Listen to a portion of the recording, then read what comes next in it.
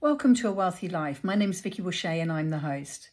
The aim of this show is to help you pinpoint your values and create a plan to live your version of a truly wealthy life, doing more of what you want, more of what you love, with those that matter to you most. And that will take time, money, and control to create this life of your dreams. I've had times when I've had to track literally every penny, shouldering massive debt.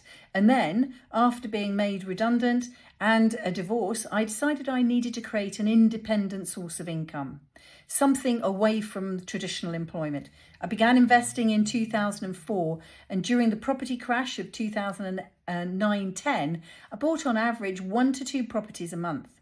After just 2 years of focused investment, I'd secured my financial future. By 2013, I'd been recognised by The Telegraph as one of the UK's top 25 most influential people in property. I've authored 5 books, and property investment has been my ticket to a life of financial security, fun, freedom, adventure, great holidays. It's a life guided by my values and not societal norms. So why not subscribe now and become inspired to create your own wealthy life?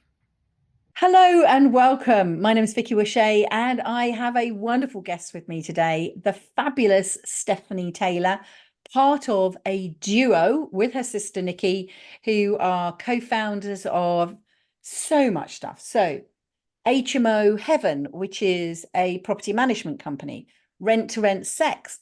Oh, That's a lot more exciting than what we yes. actually do. It was success, but it didn't come out that way. Okay, let's start that again. Calm yourself. Hello and welcome. My name is Vicky Boucher and I have a wonderful guest with me here today, the fabulous Stephanie Taylor, part of a duo, a business duo with her sister Nikki. They have so much around property. So they have a property podcast called The Property Game Changers. Is that right? It's called the Rent to Rent Success Podcast. Oh, is it? I thought it was We Property Game did do Changers. Property Game Changers, but that was quite a while ago now. Ah, okay. Shall I start again? No, I think, if it goes wrong and you say sex, just carry on. Do you know what? I just carry on. I would just leave the sex in it. Yeah, I tend to be a one-take wonder, but it's obviously going all wrong here. Anyway, so they've got a property podcast called Rent to Rent Success. They've got HMO Heaven, which is a property management company, and then Rent to Rent Success, which is actually a training business. But along with this, they're inspirational people of the year in 21. They've been in magazines and newspapers, and her podcast is in the top 1.5%. And I'm going to have to get tips off you later, Stephanie. So let me just introduce Stephanie. Hi, Stephanie. Thank you for your time. Well, it's lovely to be here, Vicky. I told you many years ago, I was super inspired when I saw your story in the paper of how you had gone with your 2 young children as a single parent and built up your property portfolio. And that was hugely inspiring to me. Thank you. Do you know what? I do love being in a mutual inspiration fest because I think you're very inspiring as well, which is why I wanted you to come on and speak to everybody. So this is going to be one podcast, but we're probably going to do a second podcast where we'll get into the details of the business. But I'm absolutely fascinated at the moment with people's journeys. Why did you choose property? Where were you before? What made you think of property? How has property moved you forward? What struggles have you had? And particularly when I get a woman on the podcast, is what things did you feel were different for you because you were a woman? So that's going to encapsulate what I hope we're going to get time to speak about on this. So let's start off with the history. What did you do before you did property? Yeah, well, quite a lot of things because I didn't start property until I was in my 40s. And like you, I had ended up as a single parent. But it took me quite some time to find my feet, and I was doing degrees and all this sort of thing part-time, and then gradually stepping forward and getting into the corporate world and finding it wasn't this fantastical paradise that I thought it would be. And gradually moving on from there. And building myself up over time and building up my confidence and building up our, financial security. But I'll just skip forwards to where I actually started in property. And it was that I'd gone through periods where I wasn't earning a huge amount of money, and I had finally thought I was on my feet now, because I'd got a job as, what was it called? It was in financial services. It's like a project support, a data analyst, but you get paid by the day. And so I'd gone from a job where I was being paid, several £100s a week to several £100s a day, and for very, very similar work. And that really, in fact, the data analyst at the bank was less work because it was a very narrow focus. So in a way, it was much easier work and than what I've been doing previously, which was an office manager, which was quite wide ranging, and there was a lot of moving parts. Anyway, that really opened my eyes to, oh my goodness, I didn't realize that there was this sort of work available where you actually get really well paid and the work itself is not mind-boggling. And so I did that. It wasn't my natural habitat, let's say, because I'm a vision. I see things, the bigger picture.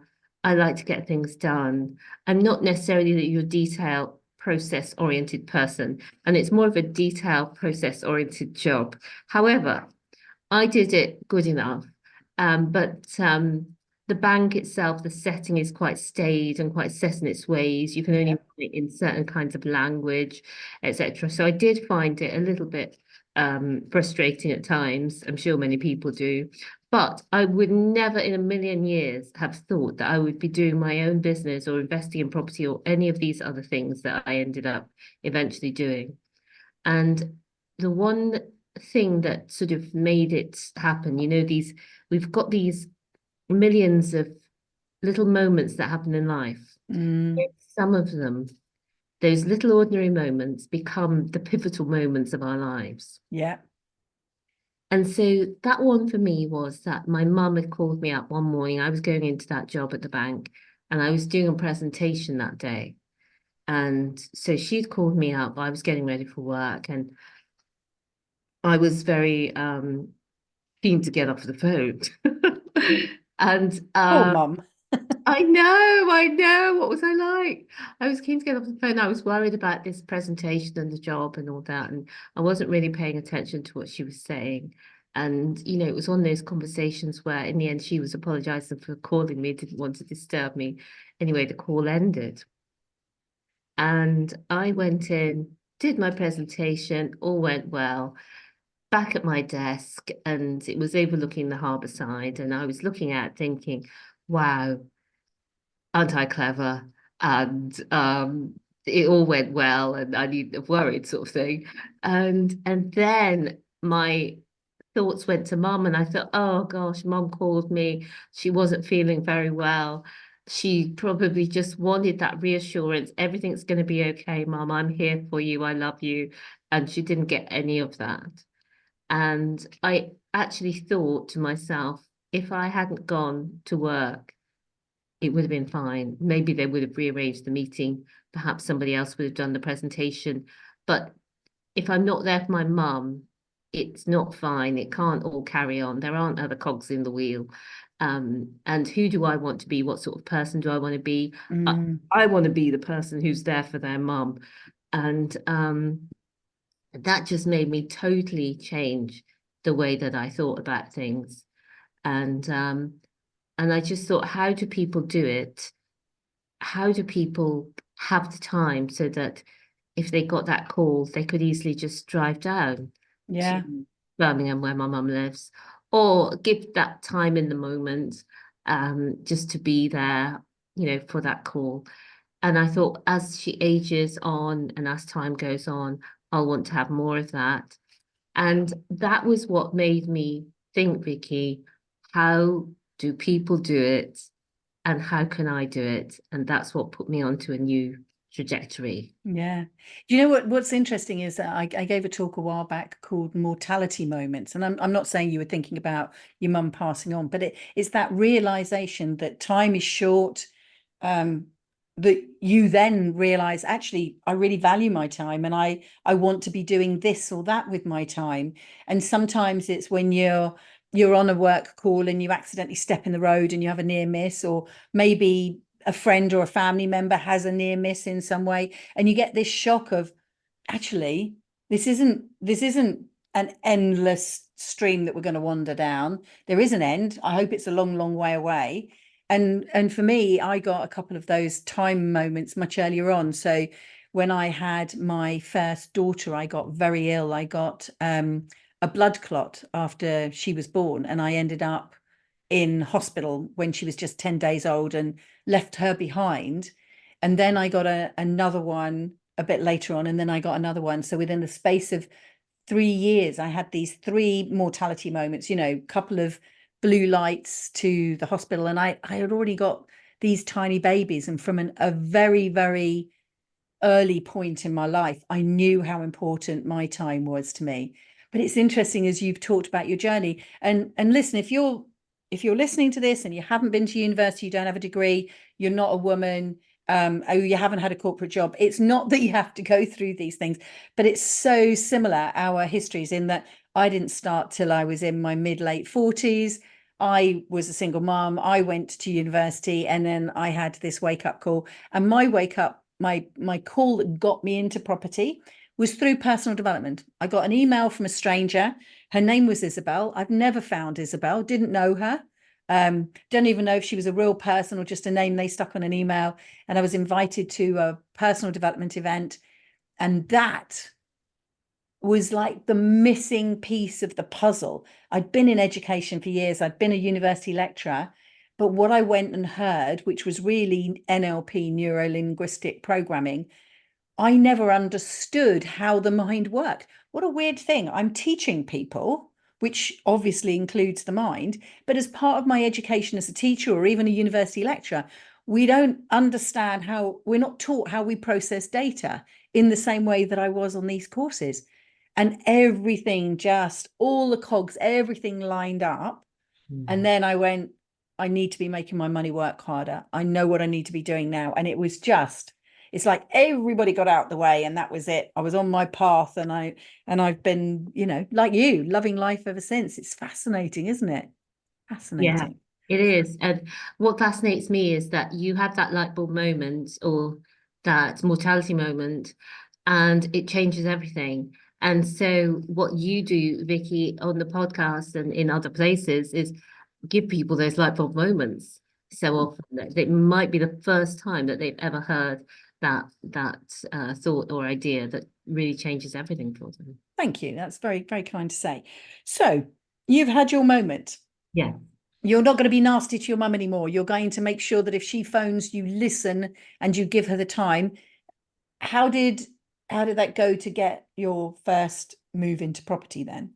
Yeah, well, what happened there was I was a bit overwhelmed thinking, oh, but all these business people have all these skills and they can do things that I don't know how to do, and wouldn't know how to do a proper business where you can make enough money to last, and to compare with what I was earning.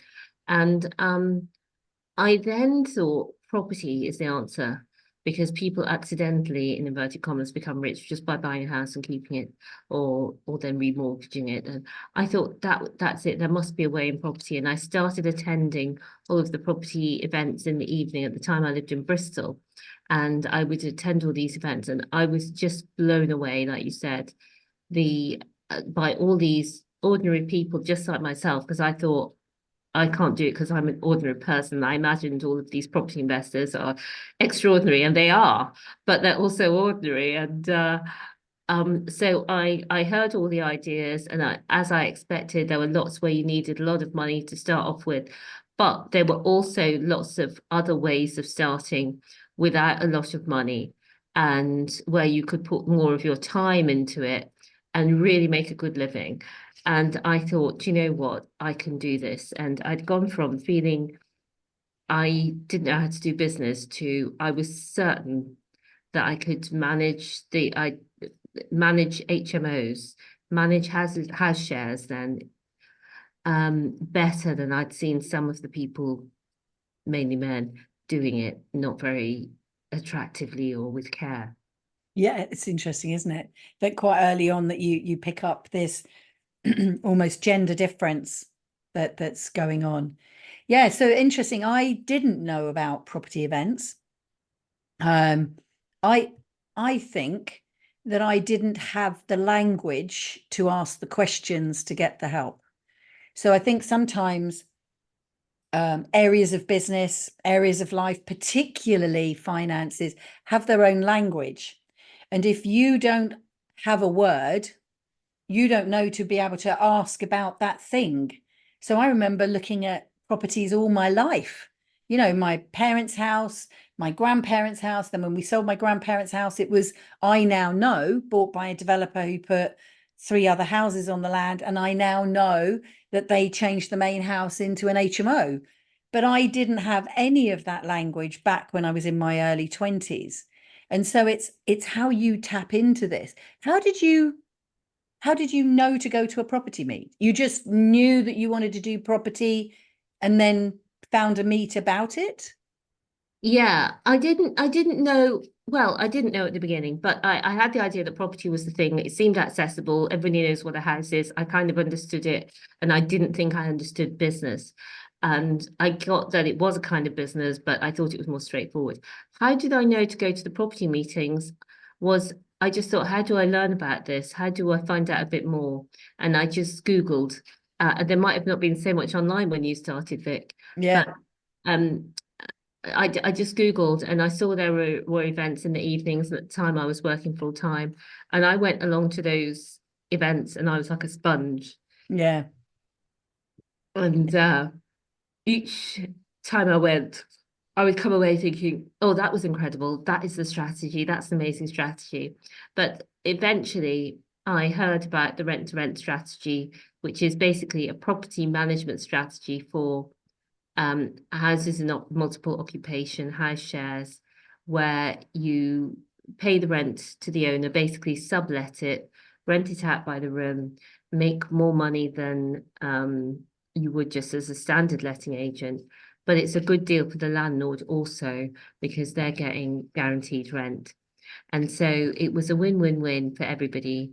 And our focus, my sister and I, we were just focused on doing it with care. So it was a great experience for the property owners and also for the housemates we worked with, who lived with us rather, and for us. And that really stood us in good stead. And we called it HMO Heaven. And it's just done really well since. Yeah, I think it's fascinating. It's interesting, isn't it, that you were very focused on the experience of your tenant in your building, but also obviously that if they're having a good experience, you're going to have a good experience. If they're not enjoying themselves, then they're going to be complaining to you. So again, it's another one of those win-wins. But I wonder whether this is a female trait. I'm not, again, not saying that men wouldn't do decent HMOs, but certainly at the time. What year was it that you kicked off? 2016. Okay, so I'm like 10 years almost before you in that I bought my first property in 2004 and then actually got going on my own in 2008. And at that time, it was a very male dominated and it was very much almost get rich quick. I think that probably came a bit later into the vernacular, but it was very focused on the numbers. It was buy them cheap. It was same day remortgaging. It was buying below market value. It was all about how can you buy it for as cheaply as possible? How can you make it so that you put as little of your own money in? It was all focused on those numbers and not that experience. And it almost sounds like HMO Heaven was sort of like the forerunner of what some people call the co-living experience, where now they're thinking of a house as actually it's not just strangers in a room, it's about how they live together. And it sounds like you almost invented that beforehand in that you're thinking about the experience of your tenants rather than how can you buy it so cheap and not put any money in? Yeah, well, definitely don't want to take credit for co-living, but No. definitely are all about the experience of the people. And when you're renting the properties to rent them out again, maybe you've got fewer things you can do with the property, but there is still a lot you can do with the property to make it a much nicer place to live. And yeah, so we just got on with that, got in with it, and it just really worked for us. That's brilliant. And so you've started off with rent to rent because you didn't have a lot of money to put down, and this then you're trading your time. And did you still have your full-time job at the point? Well, I gave it up very early, and Okay. that's not something I suggest people do necessarily, but I just could not concentrate. Um, I think about June, we had gone across and we'd seen two properties. We got offered two properties in Newport, which was not too far from Bristol, and I had also got offered to extend my contract at work for another 6 months. And because I was a contractor, and I thought that would be the sensible thing to do, extend for another 6 months, get these two properties set up. But I just couldn't focus at work. Mm, I was just so excited I just was thinking about property all the time. And I I just know. thought, for a number of reasons, because my son by then was grown up and left home and got a job and got, his own place. Well, he got his own place a few years after, but he was independent Yeah. and I could move. So I moved myself to Newport, a much lower cost of living. And I was able to use savings just to keep me going while I got the business set up. And Mm, that's how I did it. Not the most logical, but it's just what worked for me at the time. yeah, absolutely. And what's Nikki's role at this point? Well, early on in the business, the idea stage, I just set up the limited company and started reaching out. And I had gone to see Nikki, and Nikki previously had some very high-powered roles in banking, quite senior. And she had decided to get more life balance and take a job in education as a business manager at a school for quite a significant salary cut. However, what she hadn't realized is she wouldn't have a team like she had before, and actually it was much more demanding than the banking job for much less pay. And after a while, she decided to hand her notice, and she'd got the school to a really good place, and she handed her notice. When they replaced her with three members of staff. At the time when she worked there, they couldn't afford anybody else. But anyway, that's another story. So she'd gone to the Caribbean for a few months to decide what to do next, and was very annoying sending pictures to me of her sunning herself on the beach and things like that. Anyway, she got back and I told her all of this idea and that we can just do it with care. We can do this. Because I was just doing it myself. I never in a million years I expected Nikki to come in with me. I thought she would just find a new job similar to her original banking job. Mm, But she had always wanted to have a business, but she'd never had that to do it. She's very risk averse. And so because she wasn't working then, she thought now is the good time for me to do this. And so she came in with me and we were 50-50 in the business. She had a very big house in London. So she was able to rent some reluctantly, rent some of the rooms out to help fund herself. mm. We were in the process of setting the business up. It's interesting, isn't it, that you've partnered with someone who's risk adverse, and I do think that if you're going to partner with someone, whether it's family or friend, that actually finding someone that's got complementary skills, but also traits. So in my marriage, for example, Bob is the risk averse.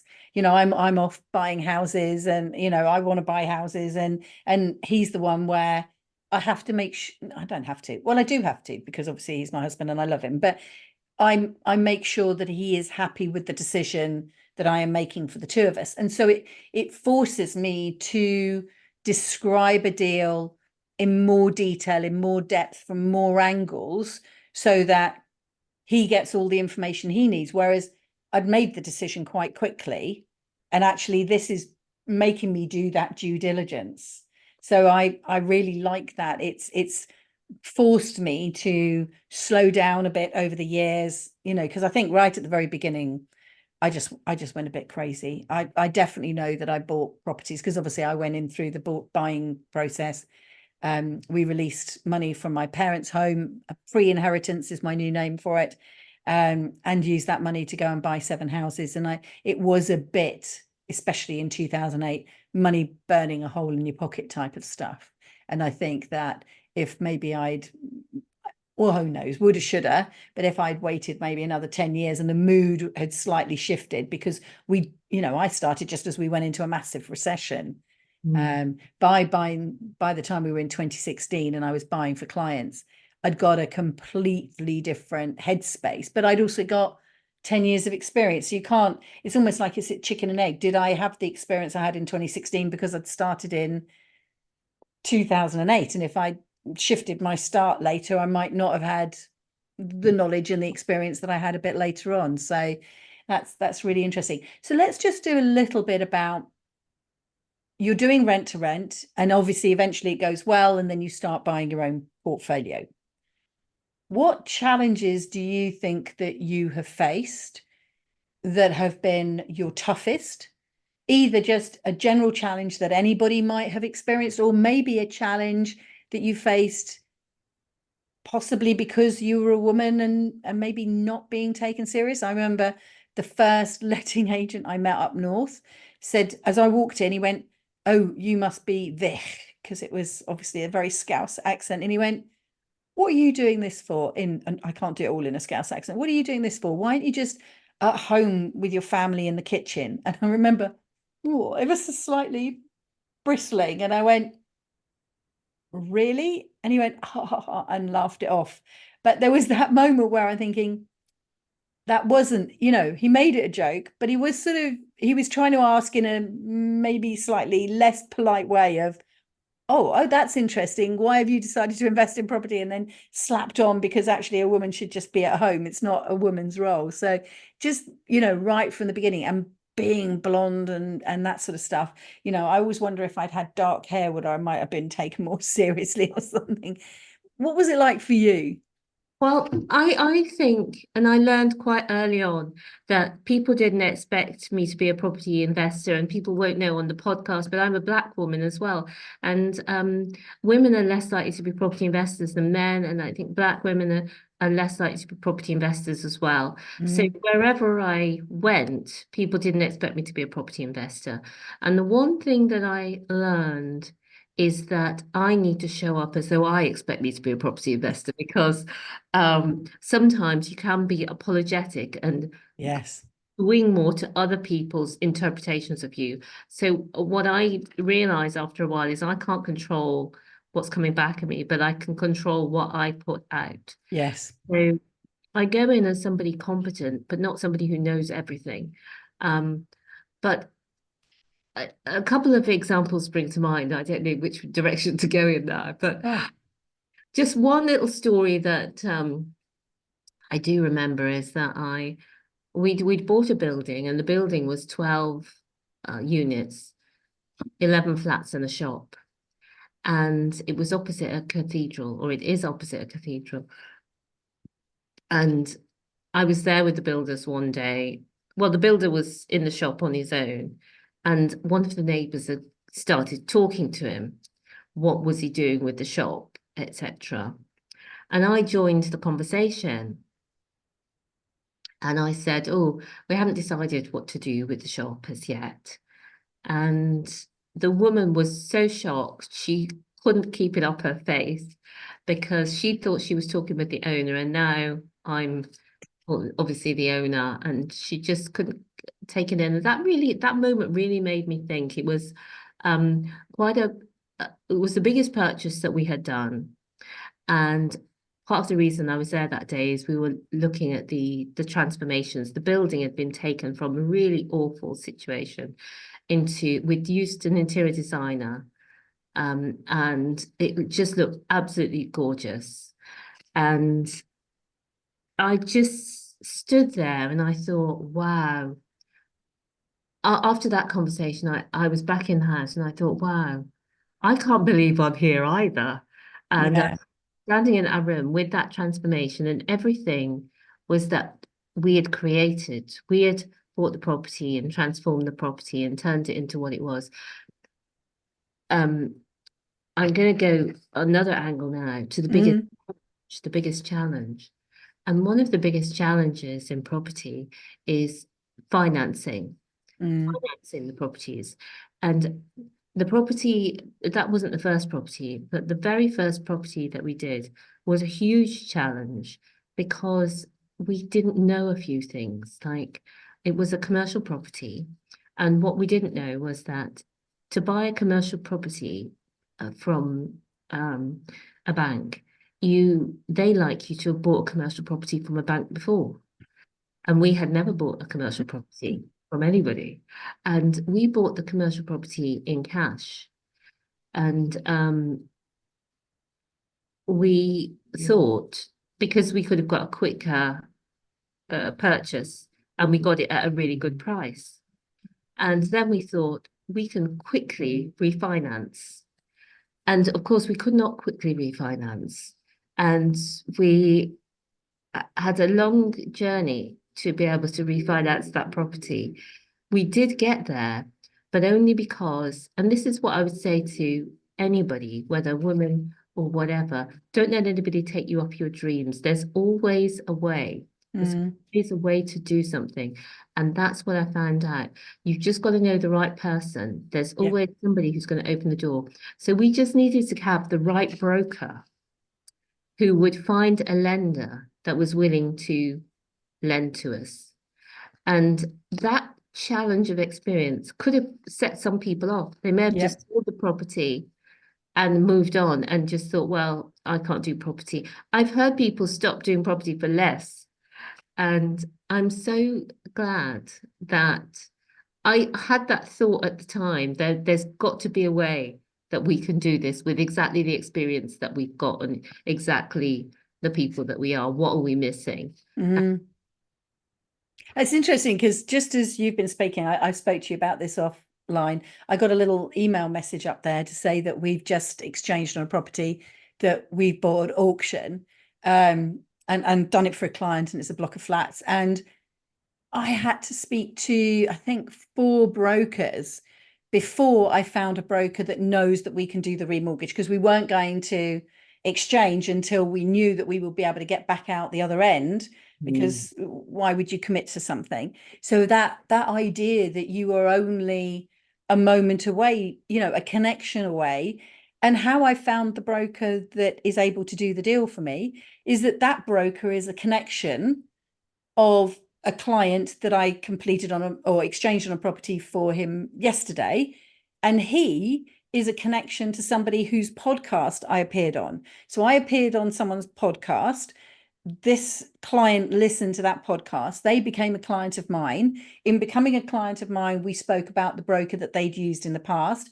I then had conversations with that broker, and that broker has now helped me to complete on a deal for another client. And it's interesting, isn't it? Those things. But what I really want to ask here is a trait that I'm picking up of you.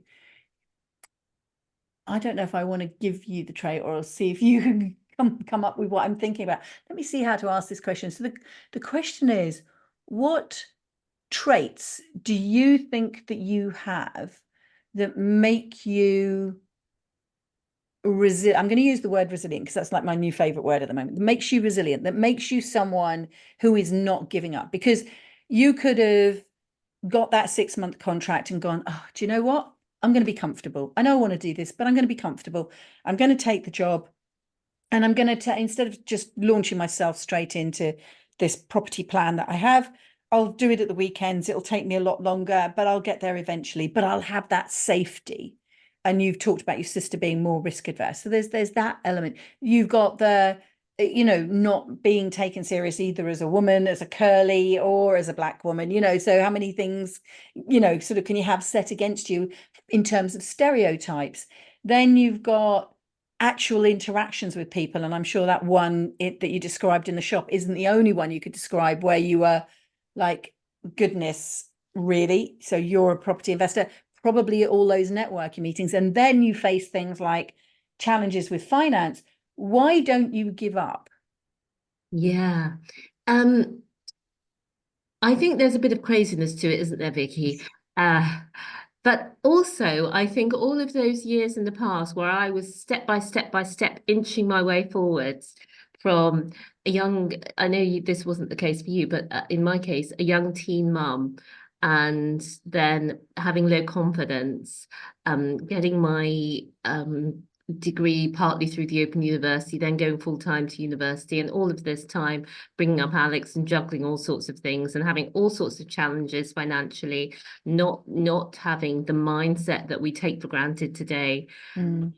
But because of all that, I know that I can do things.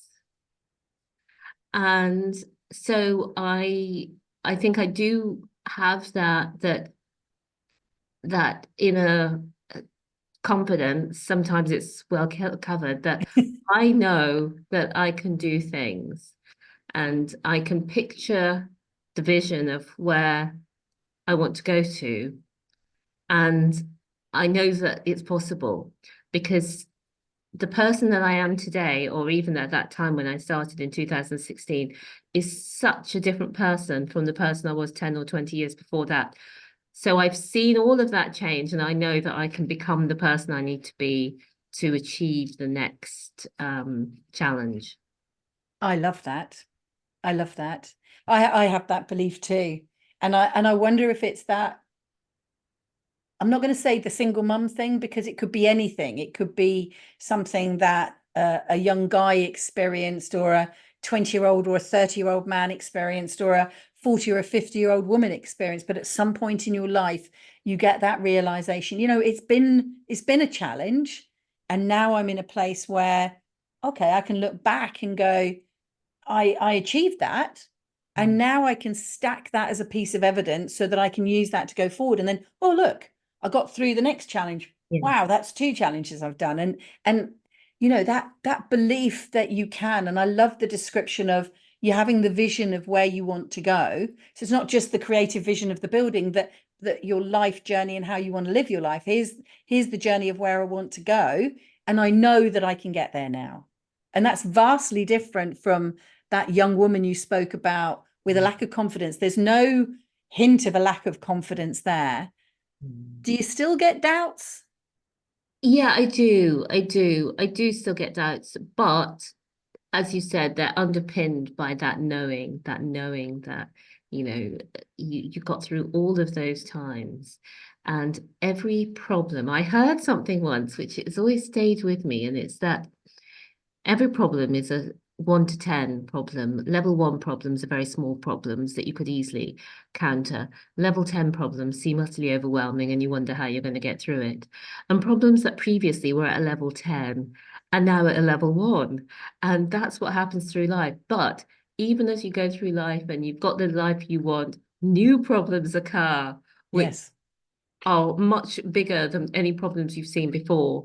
And so you have to take that memory with you of, oh yeah, I've been here, not in this exact situation before, but I've been here before where there was a seemingly level 10 problem in front of me that I had no idea how I was going to overcome, and I overcame it. So I think that one thing is, there's always a way, there's always a path, and there's always a person who can put you on that right path.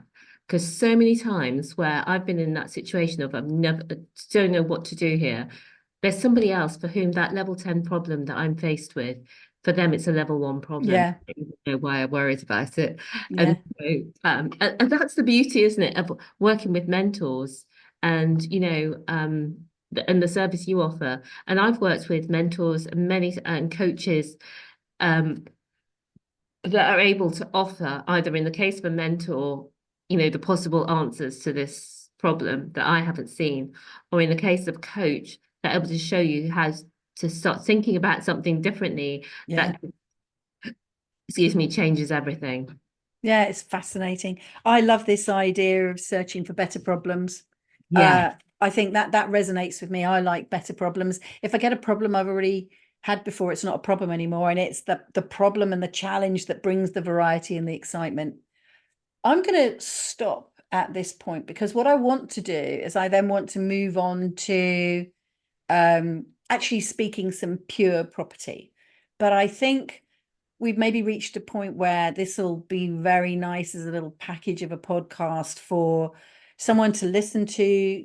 And again, although we've spoken, you're a woman, so of course I'm going to speak to you as a woman. We've spoken to you as a woman, but actually whether you are a man or a woman, whether you're thinking of investing in property or not, what I hope is that you've been able to pick out, dear listener, out of this podcast is that when you face a challenge, in facing the challenge, you've got an opportunity to learn, you've got an opportunity to overcome, and more importantly, you've got an opportunity to build your confidence. And every time you get through a challenge, first of all, look back and congratulate yourself, but also be aware that there's going to be another one around the corner, and it's probably going to be bigger than you faced before, but only because it's there to help you grow, to become more confident, and to achieve the thing that you want to achieve.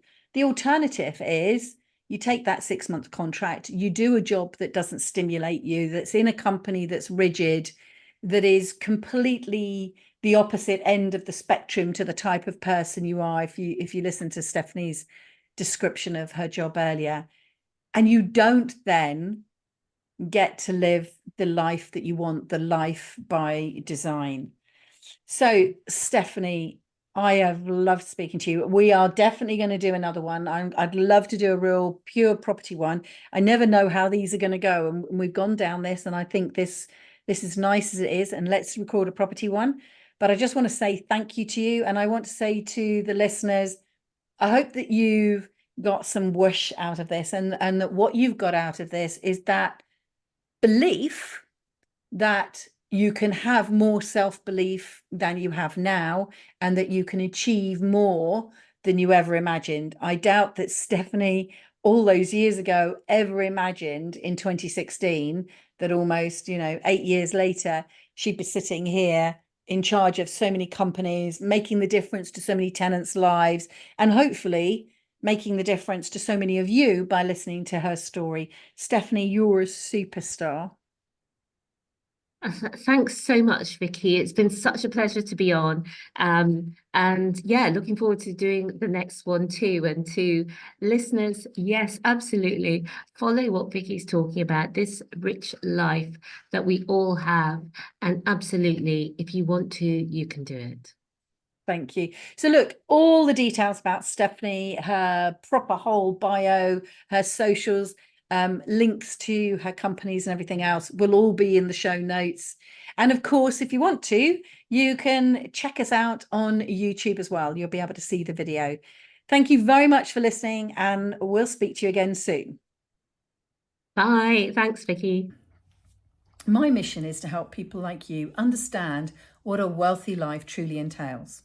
Together, we'll identify your ideal lifestyle, leverage your resources to generate the necessary income through property investment, whether by teaching you how or by managing the process on your behalf. Let's inject some momentum into your wealthy life plans as you subscribe now to capture every episode of the podcast, and then get in touch via my website, book a call. All of the details are in the show notes.